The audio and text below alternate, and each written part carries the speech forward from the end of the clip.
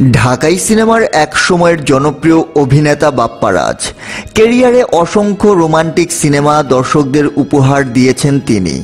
তবে দর্শকের কাছে অভিনেতা বাপ্পা রাজ মানেই ব্যর্থ প্রেম বা ট্র্যাজেডির গল্প, অর্থাৎ ত্রিভুজ প্রেম বা স্যাক্রিফাইসের গল্প নির্ভর সিনেমাগুলোর কারণে আজও এই নায়ক বেশ জনপ্রিয়।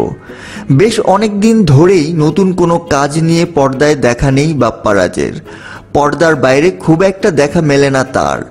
ব্যক্তিগত জীবন নিয়েও চেষ্টা করেন নীরবে লোকচক্ষুর আড়ালে থাকতে, যে কারণে কেরিয়ার জুড়েও খুব একটা সংবাদের শিরোনাম হননি এই নায়ক। অভিনয়ের বাইরে অভিনেতা অভিনেত্রীরা রাজনীতিতে সম্পৃক্ত হন। বাপ্পা রাজ এদিক থেকেও ছিলেন ব্যতিক্রম।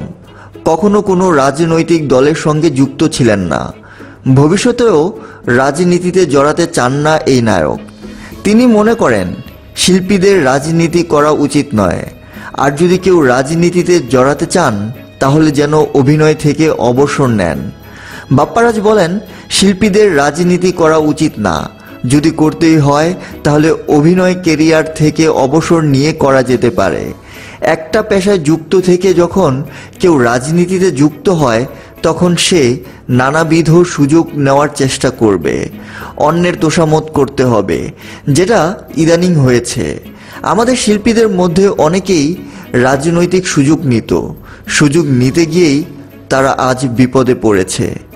নিজের প্রসঙ্গে এই অভিনেতা বলেন, আমি কখনো রাজনীতি করিনি, এখনো করি না, ভবিষ্যতেও করব না।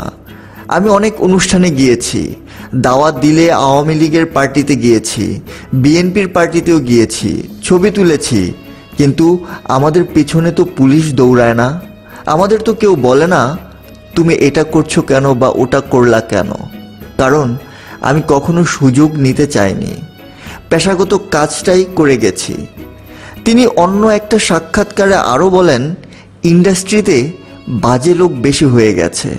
তারা ফিল্ম বানাতে চায় না, পলিটিক্স করে, দলাদলি করে, সরকারের চামচামি করে। উল্লেখ্য, বাপ্পা রাজ নায়ক রাজ রাজ্জাকের প্রথম পুত্র। তার জন্ম 11ই মার্চ 1963 সালে। তিনি 1986 সালে চাপাডাঙ্গার বউ চলচ্চিত্রে অভিনয়ের মাধ্যমে চলচ্চিত্রে আত্মপ্রকাশ করেন। তিনি শতাধিক বাংলা চলচ্চিত্রে অভিনয় করেছেন।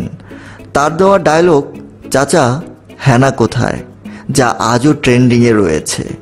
ধন্যবাদ সবাইকে সঙ্গে থাকার জন্য।